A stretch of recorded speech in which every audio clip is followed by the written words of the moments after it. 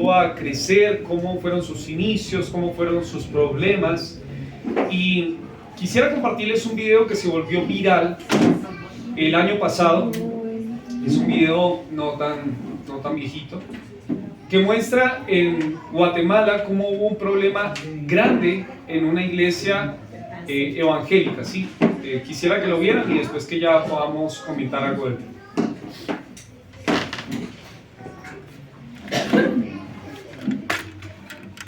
Creo que está en silencio. Publicar un video que se viralizó durante la Semana Santa donde se observó una pelea dentro de la iglesia y aseguran que se trató de un problema familiar. Durante el Viernes Santo en la iglesia Monte Sinaí, en la zona 1 de la ciudad de Quetzaltenango, se registró un altercado entre un grupo de líderes de este templo. En un video que se publicó en redes sociales y el cual se viralizó, se puede observar la pelea entre los dirigentes.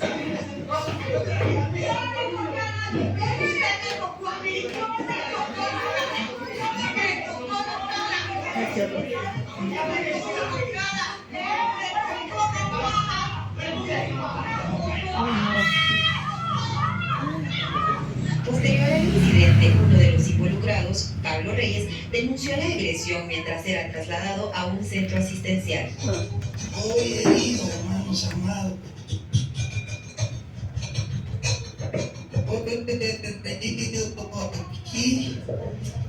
Hoy herido, me acaban de golpear. Me acaban de golpear ahorita. Me agarraron todos los hermanos practicantes y me golpearon. Mi mamá golpeó a mi esposa. Durante este día, las autoridades de la iglesia Monte Sinaí llevaron a cabo una conferencia de prensa donde pidieron una disculpa pública por los incidentes. Aseguran que son cuestiones familiares. Además, la madre de la víctima explicó que su hijo Pablo Reyes renunció a la misión. En primer lugar, queremos ofrecer una disculpa general a todos aquellos que en los últimos días se han sentido heridos, confundidos, preocupados por la información que ha estado circulando en distintos medios y plataformas. Fue pues un problema interno familiar. O sea, él solamente era como consejero de nuestra misión, como mis otros hijos. Pues en uno de los videos, pues él dice que él quiere quedar fuera de la misión, y pues respetamos su decisión. Se trató de tener una postura del agredido en este caso, sin embargo, no se pronunció al cierre de esta nota, reportó Lucero Zapalú. Y de verdad, una situación terrible. Terrible porque había niños en medio. Bueno, ¿por qué vemos este video? Es una denominación diferente, pero es una iglesia que comparte lo mismo que nosotros compartimos acá, ¿sí? Y fue, si ustedes buscan el video, tiene muchas vistas, muchas vistas, millones de vistas, ¿sí?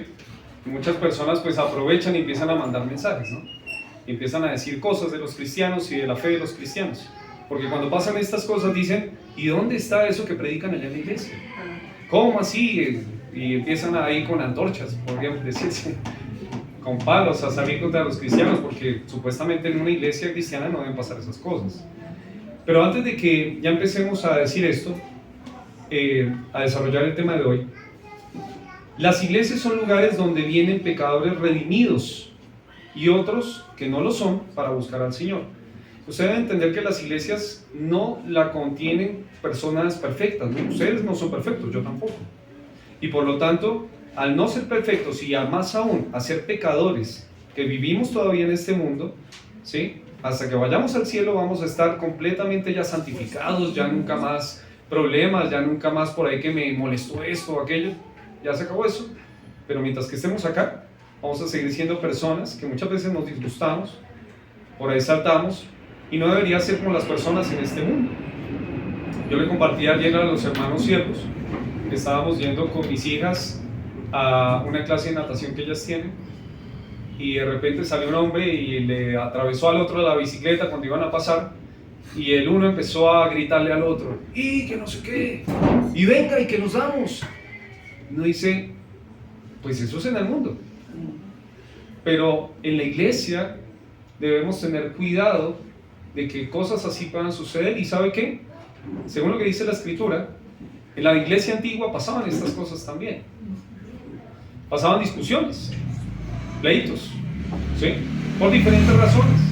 En 1 Corintios dice uno que decía que unos eran de Pablo, otros eran de Apolos, otros eran de Cefas, otros eran de Cristo, los más espirituales. Y cada uno hacía como su equipo. Entonces yo estoy acá con Pablo, ¿sí? Todos los que son de Pablo vengan para acá. Todos los que son de Apolos se van para allá. Y empezaron a ver peleas, divisiones, contiendas. Habían celos, habían muchas cosas. Y hoy vamos a ver en este pasaje de la Escritura, yo le he puesto como título a este mensaje, o crecemos o nos dividimos. Y vamos a ver en Hechos capítulo 6, lo que dice este texto y por qué estamos hablando de todo este tema. Hechos capítulo 6, versículos del 1 al 7 vamos a leer completo y luego de eso vamos a empezar a estudiarlo poco a poco. Le invito a que por favor leamos, yo leo uno y ustedes si por favor me ayuden con el siguiente, les agradezco. Dice: en aquellos días, como creciera el número de los discípulos, hubo murmuración de los griegos contra los hebreos de que las vidas de aquellos eran desatendidas en la distribución diaria. Entonces los 12 convocaron a la multitud de los discípulos y dijeron: no es justo que nosotros dejemos a la palabra de Dios para servir a las mesas. Buscad pues, hermanos, de entre vosotros a 7 varones de buen testimonio, llenos del Espíritu Santo, de sabiduría, a quienes encarguemos de este trabajo. Y nosotros persistiremos en la oración y en el ministerio de la palabra. Agradó la propuesta a toda la multitud y eligieron a Esteban, varón lleno de fe y del Espíritu Santo, a Felipe, a Prócoro, a Nicanor, a Timón, a Parmenas, a Nicolás, prosélito de Antioquía. A los cuales presentaron ante los apóstoles, quienes orando les impusieron las manos. Leamos todos juntos el último. Y crecía la palabra del Señor, y el número de los discípulos se multiplicaba grandemente en Jerusalén. También muchos de los sacerdotes obedecían a la fe. Vamos a orar y empezamos esto. Padre, gracias por este tiempo. Gracias, Señor, por su palabra. Y rogamos, Señor, para que en este corto tiempo que vamos a estudiar su palabra, usted, Señor, sea hablándonos a cada uno de nosotros. Sabemos que necesitamos crecer, necesitamos aprender, necesitamos cada día acercarnos más a usted. Y rogamos, Señor, para que usted utilice su palabra para ese fin. Damos gracias por este tiempo. En el nombre del Señor Jesús hemos orado. Amén. Volvemos a repetir el título del mensaje: o crecemos o nos dividimos. Y vamos a ver 3 puntos estudiando este texto. Primer punto, una iglesia que crece. Versículo 1 dice: en aquellos días, como creciera el número de los discípulos. ¿Qué pasó con la iglesia en Hechos capítulo 6? La iglesia estaba creciendo. Ahí dice: en aquellos días, como creciera el número de los discípulos. La iglesia estaba creciendo. Vamos a hacer un poco de historia. Miren conmigo lo que dice Lucas 6, del 12 al 16. Solo vamos a leer una partecita porque necesitamos leer varios textos. Dice: en aquellos días, Lucas 6, 12, en aquellos días fue al monte a orar y pasó la noche orando, y cuando era de día llamó a sus discípulos y escogió a 12 de ellos, a los cuales también llamó apóstoles. ¿Cuántos discípulos había al principio? 12. Mínimo había 12, porque dice que de los discípulos, de los que seguían al Señor, Él escogió a 12 y los puso como a los apóstoles, ¿sí? Entonces seguramente había más de 12 en donde el Señor llegó y escogió, ¿sí? Entonces ya tenemos un grupo por lo menos de 12, pero hay más. Mira lo que dice Lucas 10:1. Lucas 10, versículo 1. Después de estas cosas, designó el Señor también a otros 70, a quienes envió de 2 en 2 delante de él a toda ciudad y lugar a donde él había de ir. Ahora tenemos un número un poco más grande. ¿Cuántos hay? 70. ¿Por qué decimos que son discípulos? Porque ellos están siguiendo al Señor y ahora están haciendo el trabajo que el Señor les pone a hacer. No solo son oyentes, ¿sí? Un discípulo es aquel que va más allá. Yo les dije el otro día que uno que, por ejemplo, viene acá a la iglesia, llega, se sienta y por ahí recibe y se va. Pero hay uno que llega y por ahí hace algo más, está yendo y predica el evangelio, llega una persona y le aconseja. Eso ahora ya no es solo un asistente, ahora es un discípulo. Es otro tipo de persona. Entonces acá tenemos 70. Mínimo 12 al principio, ahora ya son 70. Mire ahora en 1 Corintios 15, versículo 6. 1 Corintios capítulo 15, versículo 6. Después apareció a más de 500 hermanos a la vez. Esto no habla acerca de una familia. Esto habla acerca de cristianos. No podemos decir que todos son discípulos, pero ya podemos decir que hay ¿cuántos hermanos? 500 hermanos. Entonces ya podemos decir que, ya crecimos. Estábamos en 12, 70, ahora vamos en 500. Ahora miren lo que dice 500 hermanos, aclaramos. Ahí dice hermanos, entonces no vamos a decir otra cosa, dice hermanos. Hechos capítulo 1, versículo 15. Hechos capítulo 1, versículo 15 dice: en aquellos días Pedro se levantó en medio de los hermanos y los reunidos eran como 120 en número. Entonces ahí yo sí podría decir que posiblemente estos que están acá, que están orando cuando el Señor se va, que están ahí reunidos esperando que el día de Pentecostés llegue, son ahora 120 discípulos. ¿Sí? Podríamos deducirlo. 120 que ahora están siguiendo al Señor. O sea, ¿se acuerda cómo empezó todo? ¿Con cuántos? 12. Mínimo con 12. ¿Ahora cuántos van? 120. Eso se multiplica entonces por 10. Ya vamos, 12 por 10, 120. Sigamos viendo. Mire ahora en Hechos 2:41. Hechos 2:41 dice la Escritura: así que los que recibieron su palabra fueron bautizados. Se añadieron aquel día como 3,000 personas. Y mire acá el dato, o sea, yo no sé cómo habrán hecho con los apóstoles, si eran 12, ¿cuánto le toca bautizar a cada uno ese día? Eran 3,000. 3,000 personas que oyeron, creyeron y se bautizaron. ¿Sí? No podemos decir todavía que son seguidores completamente de Cristo, pero ya sumamos, digamos, de 500, ya vamos en 3,000 que ahora son hijos del Señor, hijos de Dios.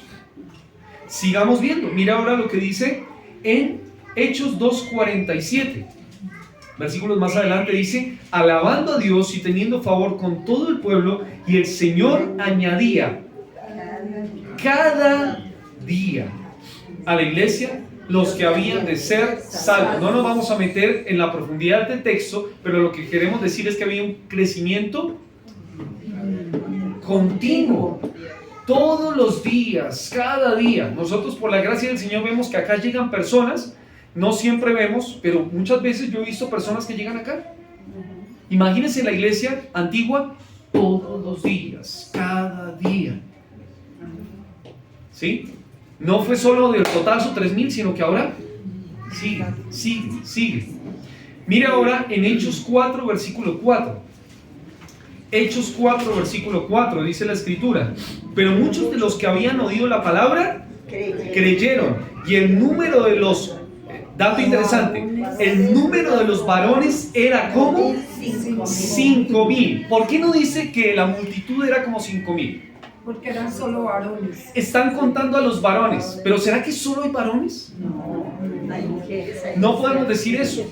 Y mayormente cuando las personas vienen a oír la palabra del Señor, ¿quiénes son la mayoría? Mujeres. Casi siempre la mayoría son mujeres. Posiblemente también las mujeres llevan ¿a quién? A los niños. Entonces había muchos más, pero los que se contaban mayormente, esto no es algo de machismo bíblico, pero los que se contaban eran los varones. 5,000 varones. Entonces ahora asume, vamos, 3,000 que están acá, que creyeron, Se sumaron ahora 5.000, llegamos a 8.000. Si le sumamos los 500 de antes serían 8.500. Si le sumamos los 12, 70, digamos que ya llegamos a los 120, aunque ya podríamos decir un número completo, 120, entonces estamos llegando a 8.620. 8.620 personas. Y esto sin contar de que cada día el Señor añadía a su iglesia a los que habían de ser salvos. Entonces, y ya llegando al último número, en Hechos 5:14, Hechos 5:14, dice, y los que creían en el Señor aumentaban más gran número, así de hombres como de mujeres. Entonces, ¿cuántas personas había en la iglesia al principio? Tenemos un estimado de 8.500, 600, pero si sumamos que cada día el Señor añadía y que la iglesia seguía creciendo, entonces podemos decir que es una iglesia de ¿cuántas? ¿De 10.000? ¿De 15.000? ¿De 20.000? Y nosotros acá, por la gracia del Señor, la iglesia está creciendo.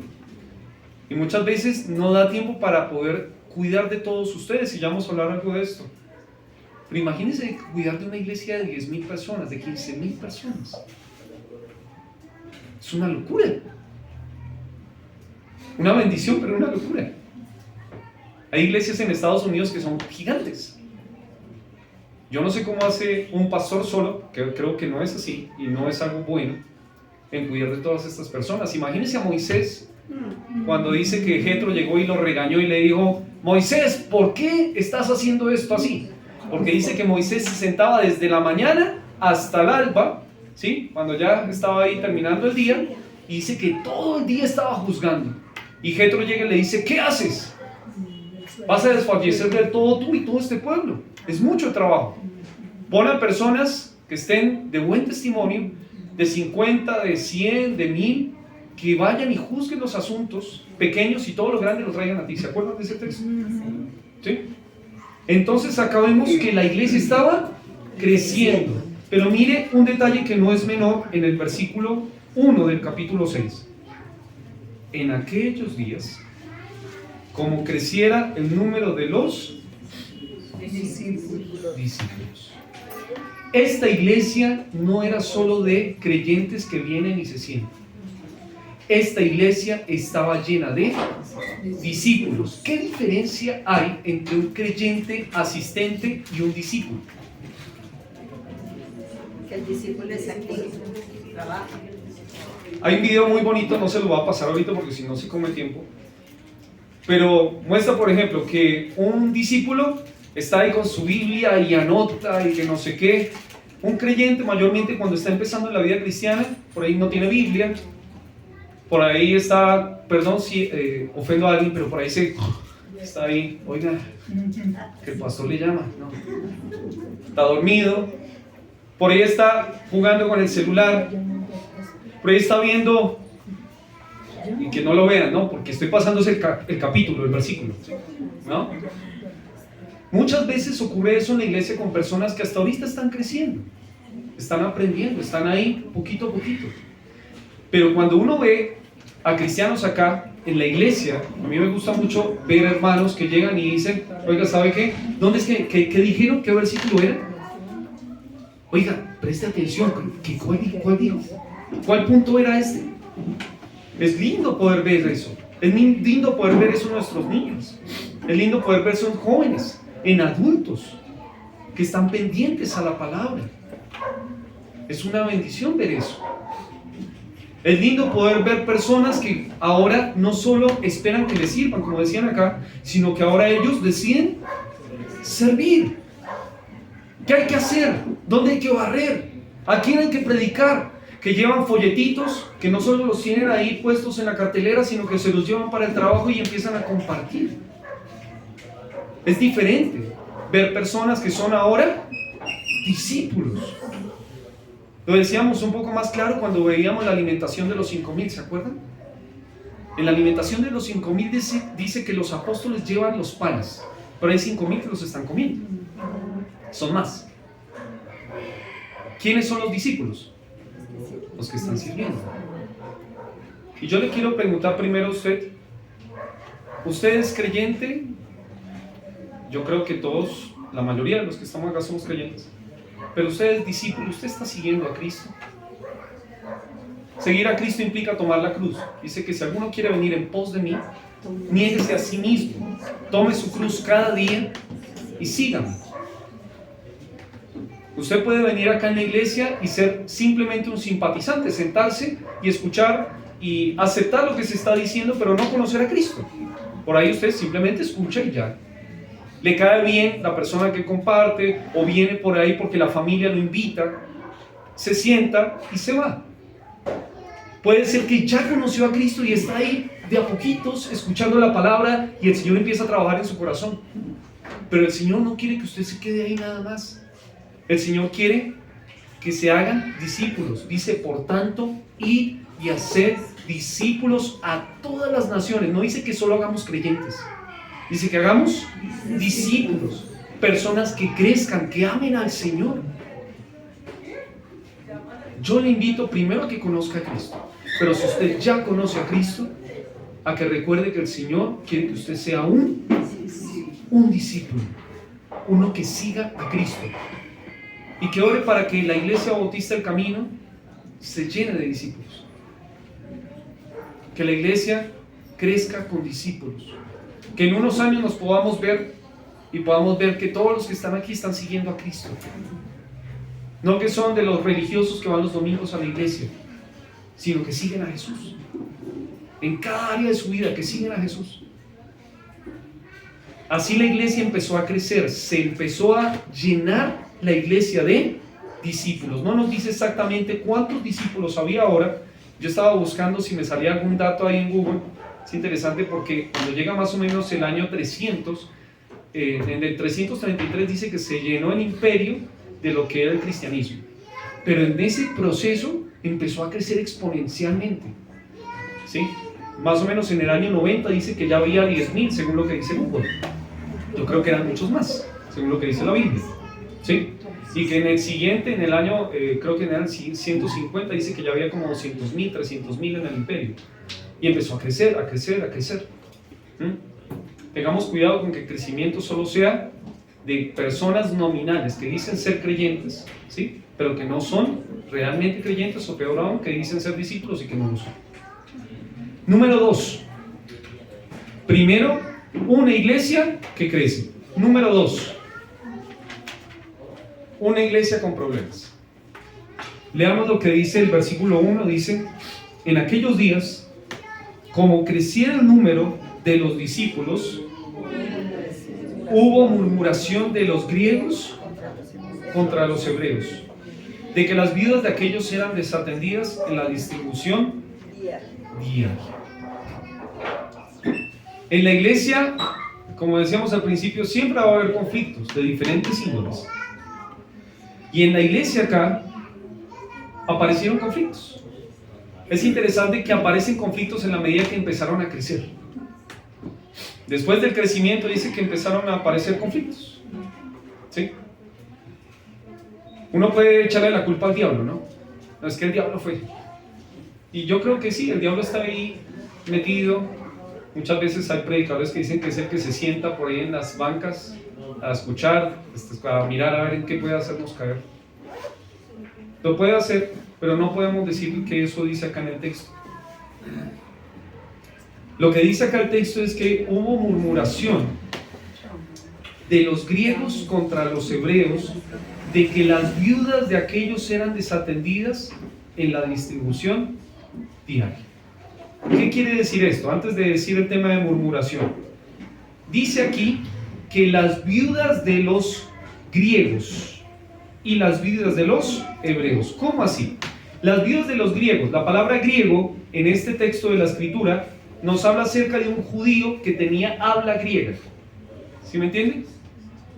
Era un judío que no vivía en Israel, pero sí era judío y tenía habla que era de otro país. En este caso tenía una habla griega, hablaba griego. Pero cuando llegó el tiempo de Pentecostés dice que vinieron judíos de todas partes del mundo. Y cuando llegaron ahí seguramente hubo muchos de esos judíos que llegaron que hablaban idioma griego, pero los otros eran las viudas de los hebreos. Las viudas de los hebreos hablan acerca de judíos nativos. Los judíos nativos eran los que eran judíos que vivían en Israel, que estaban allí en Jerusalén. Y entonces, ¿qué pasó? Las viudas, mujeres, en este caso se habían quedado sin su esposo. Recuerde que una mujer en el tiempo antiguo que no tenía esposo quedaba muy vulnerable ante la sociedad. Si no tenía hijos, peor aún. Por eso es que en 1 de Timoteo se habla acerca de que si alguna viuda tiene hijos, que ellos lleguen a cuidar de ella, ¿sí? Pero posiblemente estas mujeres estaban solitas, no tenían quien las cuidara. Tanto de los hebreos como de los griegos había viudas.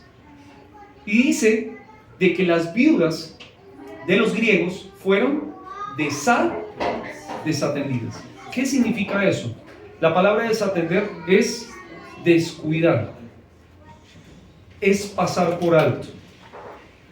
Esto es el problema que vemos aquí, como el que es de fondo. No nos dice que los apóstoles estaban haciendo esto de manera intencional. Yo quiero volver a lo de los números. Imagínense usted una iglesia tan grande para cuidar de todas esas personas, el estar pendiente de todo lo que había.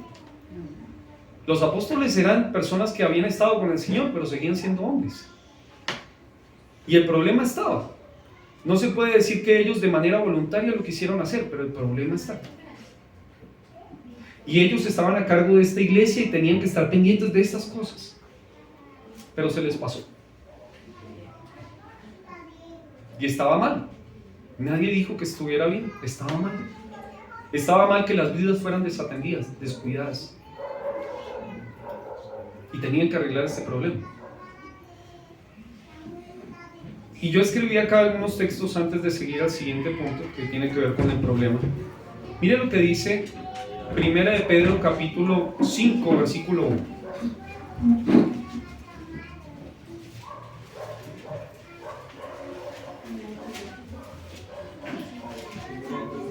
Primera de Pedro capítulo 5 versículo 1 dice: ruego a los ancianos que están entre vosotros, yo anciano también con ellos, y testigo de los padecimientos de Cristo, que soy participante de la gloria que será revelada. Apacentad la grey de Dios que está entre vosotros, cuidando de ella no por fuerza, sino voluntariamente, no por ganancia deshonesta, sino con ánimo pronto, no como teniendo señorío sobre los que están a vuestro cuidado, sino siendo ejemplos de la grey. Y cuando aparezca el príncipe de los pastores, vosotros recibiréis la corona incorruptible de gloria. Y acompáñenme por favor a otro texto en Proverbios. Libro de Proverbios, capítulo 27. Proverbios, capítulo 27. Versículo 23. Dice: sé diligente en conocer el estado de tus ovejas, y mira con cuidado por tus rebaños. La labor de los apóstoles era cuidar de ese rebaño tan grande. Solamente estaban contentos de ver tantas personas allí, pero el trabajo no era solo llenar un lugar, sino cuidar de aquellos que estaban allí. Y yo tengo aquí puesto como un punto, pedirles disculpas a todos ustedes, porque yo como pastor de la iglesia Bautista El Camino muchas veces no he cuidado de todos ustedes como debiera. Muchas veces sí, otras veces no. ¿Sí? Uno quisiera que uno no tuviera que avergonzarse de nada, pero la realidad es que Dios me ha puesto aquí para cuidar de ustedes. El Señor es el gran pastor de las ovejas y Él cuida de ustedes más que yo. Pero yo entiendo de que muchas veces pues una visita, una llamada, un mensaje por diferentes situaciones no ha llegado. Y yo quiero pedir con respeto que ustedes escuchen mis disculpas. Yo leyendo este texto, estudiando, me confrontaba mucho, ¿no? Porque así como a los apóstoles por ahí se les salían las manos tantas personas, pero tenían la responsabilidad de cuidar. Yo de la misma manera, por más que yo tenga muchos asuntos, muchas situaciones en la casa como ustedes lo tienen, mi labor es estar pendientes de ustedes. Y mi deseo en el Señor es cuidar este año mejor de ustedes. Que pueda ser un año diferente, que pueda ser un año que esté pendiente. Yo no puedo arreglar sus problemas, eso yo lo tengo. Si usted tiene problemas de trabajo, tiene problemas de salud, yo no, algo que entendí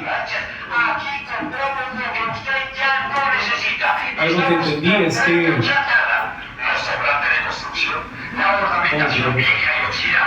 las motos a pedazos de motos en desuso y la bicicleta dañada, los pedazos de bicicleta, compramos todo eso. Estamos comprando chatarra. Acérquense, por favor. No salga a la ventana, salga a la puerta. Vámonos, acérquense, vamos por allá. Yo algo que entendí es que yo no le arreglo la vida a la gente, ¿sí? Yo no les puedo arreglar su vida, no puedo mejorar su situación económica, podemos ayudarnos y podemos crecer juntos.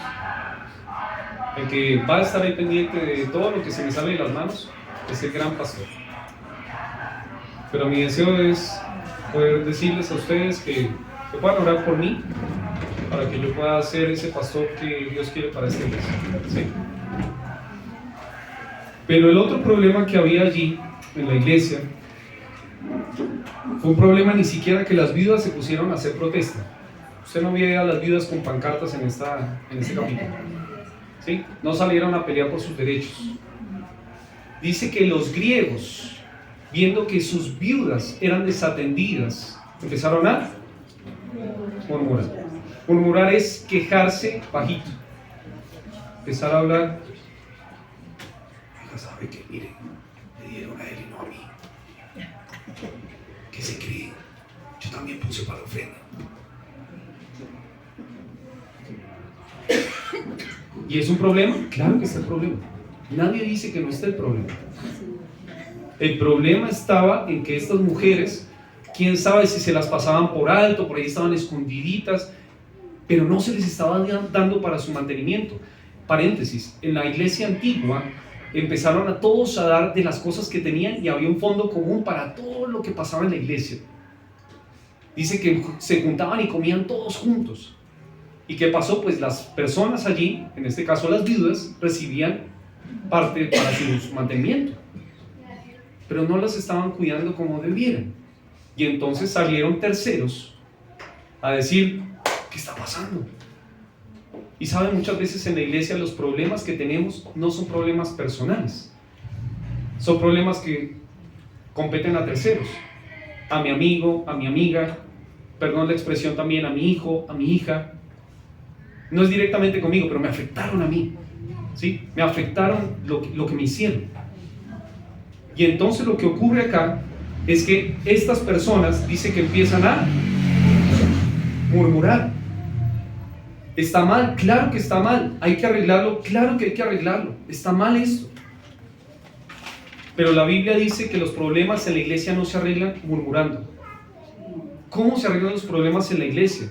Mire, solo para aclarar esto de la murmuración, en Filipenses capítulo 2, versículo 14 dice, haced todo sin murmuraciones y contiendas. La Biblia es muy explícita en sus absolutos. Dice, haced todo. No dice haced un poquito, sino dice todo. Todo sin murmuraciones. Todo sin contiendas. Mire que en 1 Corintios capítulo 10, versículo 10 dice que el pueblo pereció por ser un pueblo murmurador. Eso dice la Escritura. Y en Santiago capítulo 5, versículo 9 dice que está mal que nos quejemos el uno contra el otro. Y nos recuerda, el Señor está a la puerta. ¿Sabe qué pasa cuando nosotros estamos teniendo problemas entre nosotros? ¿Sabe quién está viendo todo eso? El juez está delante de la puerta. El que me está viendo a mí en medio de todo el conflicto que yo estoy teniendo es Dios. Recuerde eso. Usted no se escapó de la presencia de Dios cuando se fue a tener una discusión, un problema, un pleito con alguien o algo ahí en su corazón. Dios está viendo todo esto. Y el Señor llega y dice, esto no debe pasar. ¿Y cómo entonces debemos arreglar si hay un problema? Si alguien me ofendió, si alguien pecó en contra mía. En Mateo capítulo 18, versículos 15 al 17. Mateo capítulo 18, hablando acerca de problemas entre los hermanos, dice allí, versículo 15, por tanto, si tu hermano peca contra ti, lo dice con todas las letras, pecado, fue pecado. Por tanto, si tu hermano peca contra ti, ve y repréndele. ¿Qué será reprender? Venga, una cachetada, a ver si entiende. ¿Será eso? ¿Sabe qué es reprender? La Biblia dice, en esta palabra, en el idioma original, dice convencer mediante una evidencia sólida y convincente de lo que fue malo y de lo que fue bueno. Eso tiene que ver con reprender. Entonces yo me siento y le digo, mira hermano, usted me hizo esto, esto y esto, y me ofendió, hizo mal. ¿Qué tenían que haber hecho en la iglesia en ese tiempo? Vengan apóstoles, mira a la viejita que está acá, la dejaron sin comer. Mire, ella era mi abuelita, la dejaron sin comida. Pero no empezar a murmurar, esa no era la manera. La manera es, ve y repréndele, y mire lo que dice, estando tú y él solos. Si te oyere, ganaste la batalla, ganaste el conflicto. ¿Eso dice? Si te oyere, has ganado a tu hermano. El propósito de aclarar la situación del pecado que hicieron contra mí es que yo gane a mi hermano. No que gane la disputa, la contienda, sino que un hermano no se pierda, un hermano siga adelante. Hay que arreglar las cosas, hay que arreglarlas. Pero el propósito no es saber quién habla más, quién grita más. No, el propósito es ganar a mi hermano, no perder un hermano.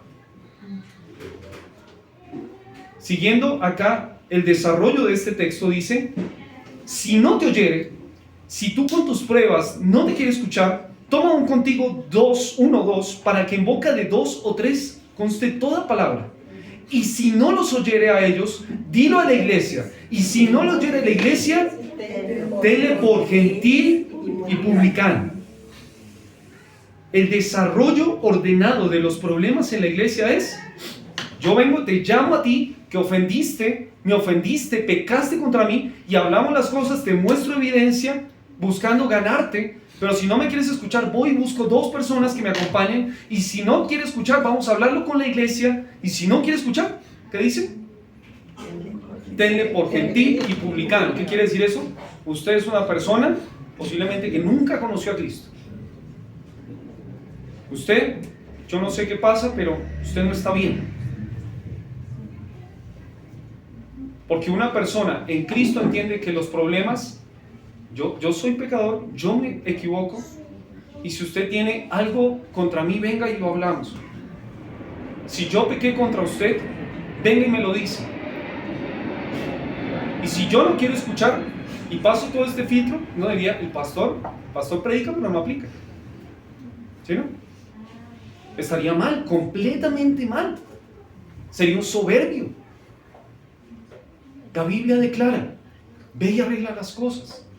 Pero mire otra manera que dice acá el texto bíblico en Santiago capítulo 5, versículo 16, hablando acerca de la resolución de problemas. Santiago capítulo 5, versículo 16, dice la escritura, ya hablando más personalmente a la iglesia, dice, confesaos vuestras ofensas unos a otros y orad unos por otros para que seáis sanados. La oración eficaz del justo puede mucho. Ven, vamos a hablar. Yo te voy a decir lo que hice mal y tú me dices lo que tú hiciste mal contra mí. Hablemos, confesémonos. Confesar es decir lo mismo. Tú fuiste malo contra mí. Y tú también. Y me hiciste doler. Y tú también. Y terminar, ¿qué dice ahí? Orar unos por otros. Vamos a orar. Yo quiero orar por ti. Tú ora por mí. Y dice, para que seáis sanados. Y en eso quiero dejar, hay un paréntesis, porque cuando un problema entre personas no se arregla, eso es una herida. Y si no se arregla la herida, eso está sin sanar. Se empieza por ahí a infectar. Le puede dañar otras partes. Puede infectar a otro. Pero cuando se arregla el problema, se sana. Y me llama la atención que muchas veces hablamos de la oración eficaz del justo puede mucho en otros temas. Pero acá dice que la oración eficaz del justo puede mucho para arreglar problemas. Uno dice, este problema no se va a poder arreglar nunca. Y el Señor llega y dice, eso no es verdad. La oración eficaz del justo puede todo, puede mucho. Y uno más, dos más. Este es como el clímax de lo que estamos hablando. En Romanos capítulo 12, versículo 18 y 19. Romanos 12, versos 18 y 19. Dice la Escritura: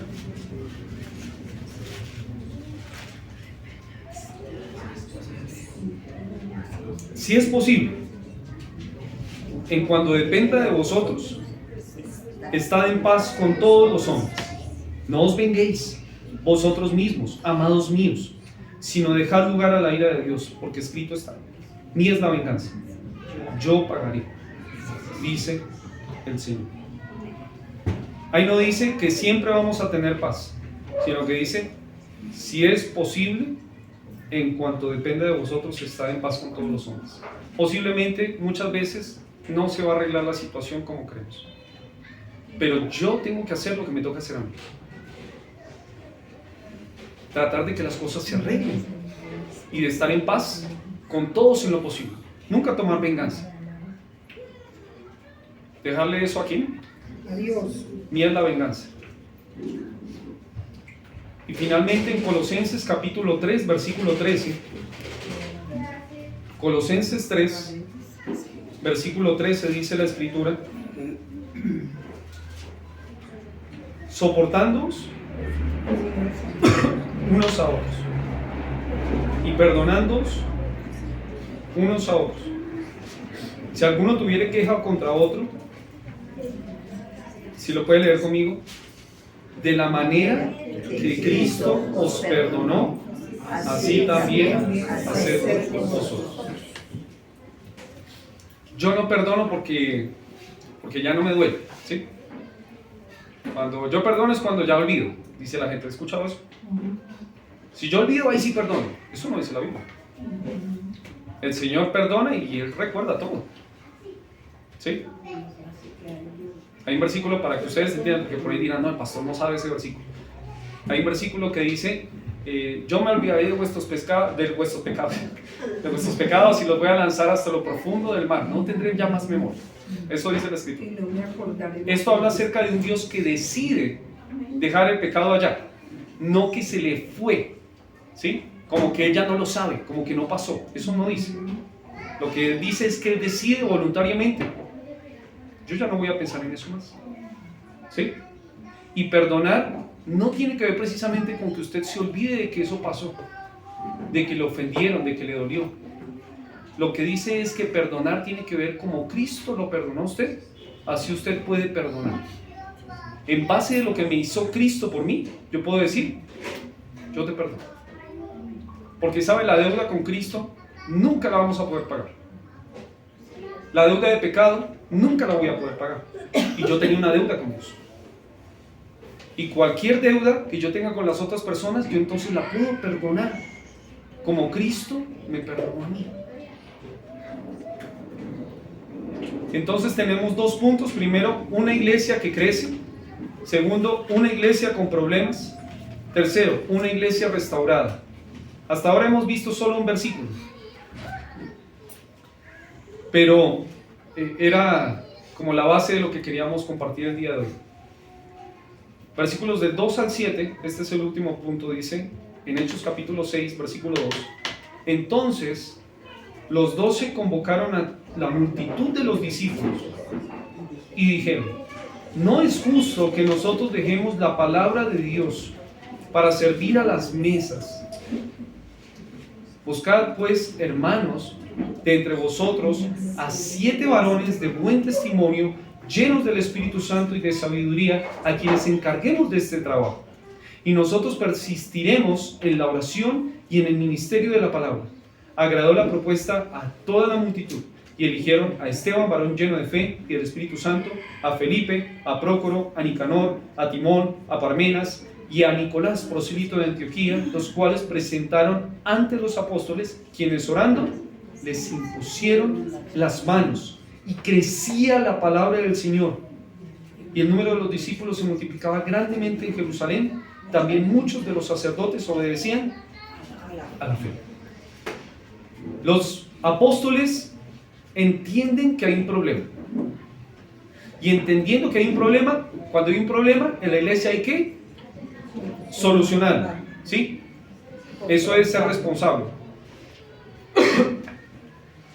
Sin embargo, la responsabilidad de ellos estaba en el ministerio de la palabra y de la oración. Dice ahí en el versículo 2: no es justo que nosotros dejemos la palabra de Dios para servir a las mesas. Y después dice en el versículo 4: y nosotros persistiremos en la oración y en el ministerio de la palabra. Ellos estaban posiblemente la mayoría de su día enseñando la palabra, orando también. Entonces no les quedaba tiempo. Y no hay que descuidar esto.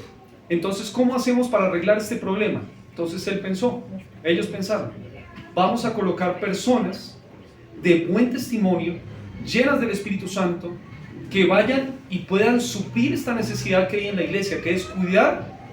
¿Se acuerda de qué personas? De las viudas de los griegos. Ellas están siendo desatendidas, hay que cuidarlas. Y entonces se escoge a 7 personas. Y yo pensaba en esto y pensaba, por ahí nuestros problemas no son las viudas, pero los problemas siguen habiendo. Ahora hay que buscar soluciones a los problemas, y cuando hay soluciones, pues es una bendición. ¿Qué hay que hacer? Vamos a ver qué hacemos. Por ahí la gente, digamos que en la iglesia Bautista el Camino nadie quiere saludar. Que haya personas ahí en la entrada que saluden a todos, que le den la mano a todos. Eso no pasa aquí. Pero si ese fuera el problema, entonces vamos a colocar a 2 personas que siempre ahí al principio y al final les den la mano a las personas, y que sientan que son bienvenidas acá en la iglesia. Eso sería una solución, ¿verdad? Una solución, por ejemplo, en cuanto a desorden acá en la cocina, si es que hubiera desorden. Pensamos en colocar acá una puertita para que las personas no entren allá cuando las hermanas estén sirviendo. Buscamos soluciones para poder arreglar un problema que hay en la iglesia. Estos hombres no eran cualquier hombre, eran hombres espirituales. Paréntesis: las personas que sirven en la iglesia, por más que sirvan en una mesa, por más que sirvan un tinto, deben ser personas espirituales. Deben ser personas que sean de testimonio. ¿Y cuál fue el resultado? La palabra del Señor, dice allí, versículo 7, crecía la palabra del Señor. Este libro es grande, pero cuando los problemas en la iglesia se resolvieron, este libro se volvió más grande, creció la palabra. Hay un pasaje en el libro de Segunda de Tesalonicenses capítulo 3. Segunda de Tesalonicenses capítulo 3, versículo 1 dice: por lo demás, hermanos, orad por nosotros para que la palabra del Señor corra y sea glorificada, así como lo fue entre vosotros. Qué genial cuando pasa una restauración en la iglesia, lo que vamos a empezar a ver es que la palabra crece. Los hermanos leen la Biblia, se saben versículos de memoria, empieza usted a ver que todos vienen con palabra para compartir. La palabra del Señor creció. Miren lo demás que pasó en Hechos capítulo 6. Dice allí, y el número de los discípulos se multiplicó grandemente. La palabra que utiliza allí, multiplicar, es la misma palabra que aparece en el versículo 1 que dice crecer. Es cuando, por ejemplo, usted tiene un tarrito y usted lo llena hasta el tope, ya no le entra más. Por más que usted quiera, ya no le entra más. Pero ahí llega y dice que se llenó, y se llenó más, es como que rebosó. Entonces aquí vemos que cuando se resolvió el problema, la palabra del Señor creció y el número de los discípulos se multiplicó. Si eran 15,000, ¿a cuántos llegarían? Se multiplicaron por 2, 30,000. Se multiplicaron por 10, 150,000. Se llenó. Incluso, mire lo que dice ahí, también muchos de los sacerdotes obedecían a la fe. ¿Quiénes eran los sacerdotes? Los que estaban en el templo. Y dice que muchos de ellos creyeron a razón de que se resolvieron los problemas dentro de la iglesia. Terminamos con esto. Conclusión, yo tengo algunos acá. Los nuevos ministerios en la iglesia deben cubrir necesidades obvias. Si en la iglesia Bautista del Camino tenemos problemas, tenemos que resolver problemas buscando personas que cubran esos problemas, ¿sí? Soluciones. Abrir un ministerio que trabaje en esas áreas. El no buscar una solución a los problemas entre personas en la iglesia, esto yo lo digo para mí, es una irresponsabilidad pastoral y en un futuro una posible división. También algo para mí, si yo no alcanzo, debo buscar a alguien que me ayude. Por último, el crecimiento de manera más que del que ya se había visto en la iglesia, se dará siempre y cuando los conflictos se puedan arreglar. Por eso es que el mensaje del día de hoy tenía como título, o crecemos o nos dividimos. ¿Qué hubiera pasado si el problema no se arreglaba? Se dividían. Posiblemente los griegos hacían un equipo y se iban. Porque como no nos quieren cuidar, entonces pues nos vamos. Nosotros sí los vamos a cuidar. Y este no debe ser la manera. La manera debería ser, vamos a arreglar los problemas. Vamos a perdonar, vamos a hablar. Y yo le animo hoy a que primero pues cierre ahí sus ojos.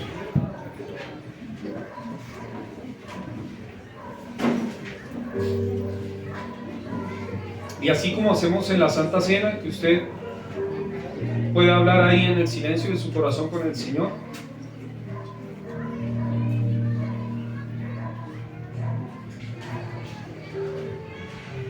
Y hablar de lo que tenga que hablar con Él, acerca de lo que está pasando allí.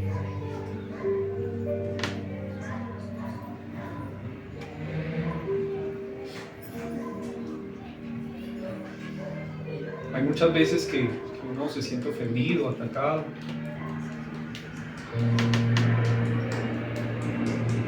Y no solo lo siente, sino que ha sido así.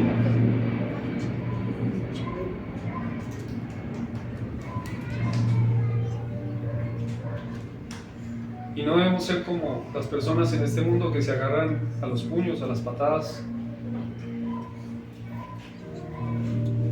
sino arreglar los problemas como usted dice en su palabra. Y yo le quiero invitar hoy ahí a que ore al Señor, ore con Él.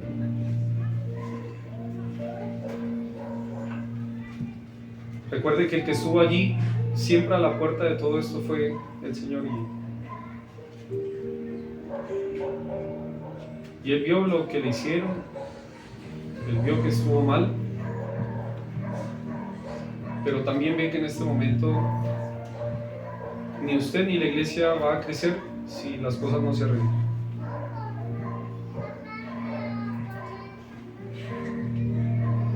El Señor va a seguir con su obra porque Él es Dios. Pero Él nos llama hoy a arreglar las cosas. Y tenga en cuenta siempre la cruz. Mire a Jesús. Si le queda alguna duda, recuerde a Cristo.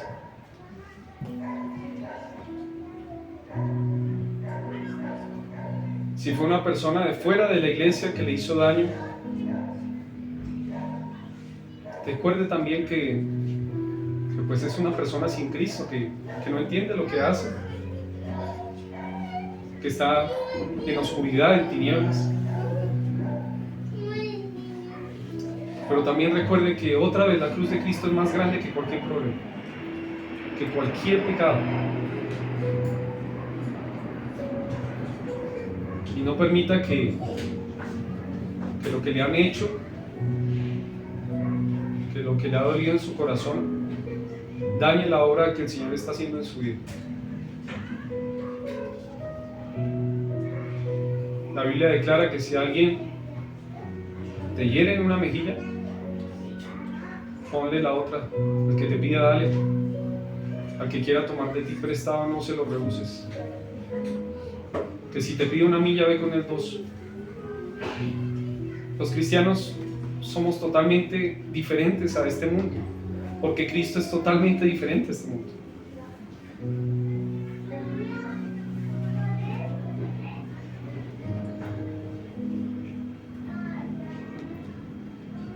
Señor mi Dios, gracias por este día, gracias Señor por este tiempo, gracias Señor por su iglesia.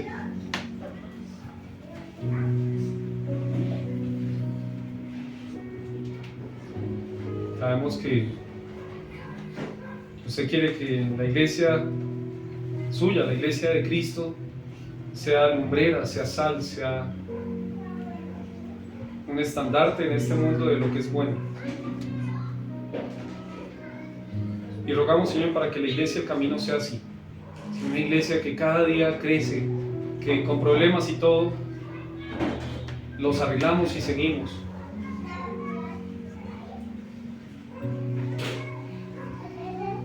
Que un día ya nos toque poner la carpa allá afuera porque ya no entran más personas, o que usted nos regale otro lugar porque se llenó. Pero sabemos que esto no va a ocurrir si no se arreglan los problemas, si no se arreglan los conflictos. Yo primero, Señor, quiero pedir perdón ante usted, Señor, por ahí no ser precisamente el pastor que usted quiere. Pero ruego, Señor, para que este año pueda ser mejor. Usted me ayude a buscar soluciones, así como lo hicieron los apóstoles. Y que su iglesia sea cuidada como usted quiere. Gracias, Señor, por cada uno de los hermanos, porque son preciosos a sus ojos. Usted pagó con su sangre por ellos. Y luego, Señor, para que usted sea consolando, sanando y ayudando a que la iglesia siga adelante. También rogamos también si hay alguno que no conoce a Cristo, para que pueda entender que sin Cristo no va a tener una claridad para poder perdonar. Con Cristo sí lo va a poder hacer. Gracias por este tiempo y dejamos el resto de este día en sus manos. En el nombre de Jesús. Amén. Hermano Javier.